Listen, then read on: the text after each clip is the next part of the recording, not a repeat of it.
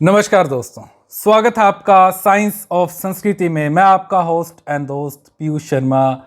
आज बात करेंगे दोस्तों दूध के उबलने पे, घर में दूध के उबलने पे, बर्तन से बाहर आने पर या फिर गिरने पे या फिर बर्तन में से दूध झलक जाता है तो कई तरह की मान्यताएं हैं, कई तरह के डर फैले हुए हैं, कई चीज़ें फैली हुई हैं, कई बातें हम करते हैं कि अगर दूध जल जाए तब भी अपशकुन हो जाता है ना।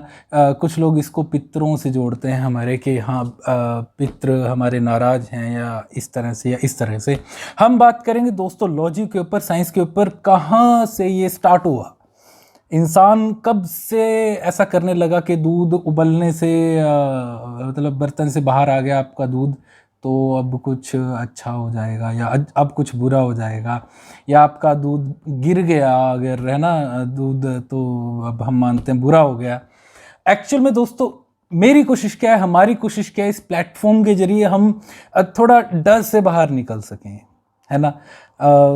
सबसे पहले देखिए ये जानिए इसके पीछे का लॉजिक क्या है। दूध दोस्तों अमृत के समान कहा गया है हमारे शास्त्रों में भी, जो कि है भी है।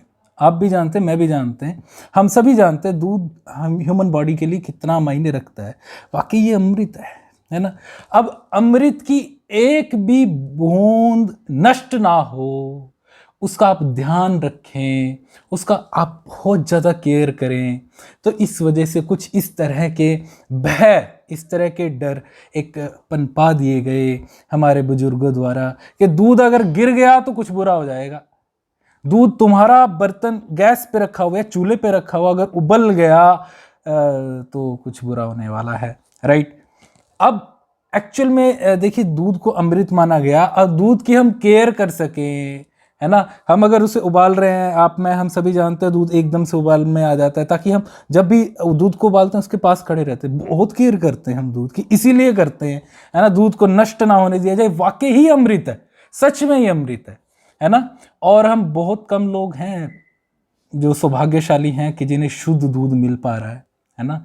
ये अमृत के समान चीज़ जो हमारी बोन्स को मजबूत करती है ना। चलिए दूध की साइंस पे तो नहीं जाते, है ना। तो इन शॉर्ट ये है दूध इज इक्वल टू अमृत, ठीक है। तभी इसे वेस्ट नहीं होना चाहिए।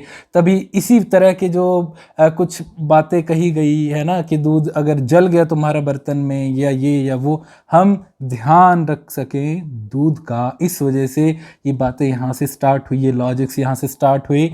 हाँ, हमारा एक शास्त्र है शगुन अपशकुन के नाम से, शकुन अपशकुन, उसमें दूध के बारे में ज़रूर बताया गया है।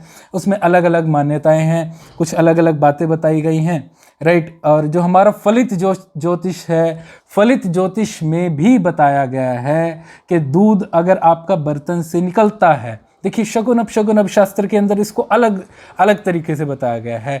फलित ज्योतिष में कहा जाता है कि आपने दूध को चूल्हे पे रखा है, गैस पे रखा है और वो बर्तन से बाहर आता है तो आपको लाभ होने वाला है, आपको कुछ पैसा मिलने वाला है।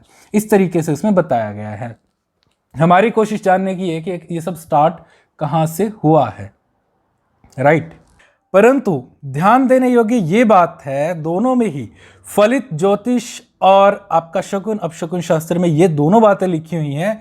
अगर आपके कई बार सावधानी देने पर आप दूध को उबाल रहे हैं खड़े होकर और उस वक्त आपकी सावधानी बरतने पर भी अगर दूध उबल रहा है, देन इट इज पॉसिबिलिटीज कि आपके साथ कुछ बुरा और अच्छा हो, राइट।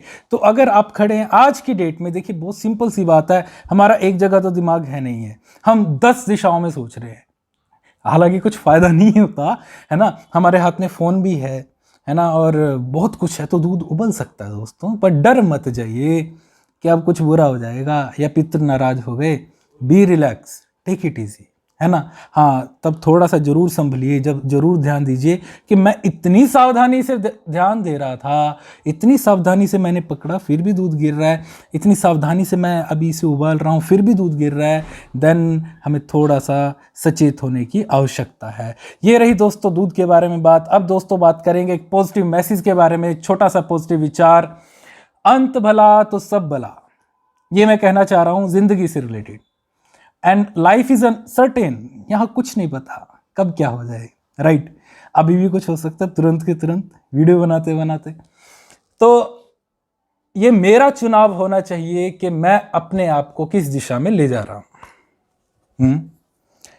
मेरा अंत भला तो सब भला। अब अंत मेरा कुछ सालों बाद भी हो सकता है, अंत अभी भी हो सकता है, अंत 2 दिन बाद भी हो सकता है।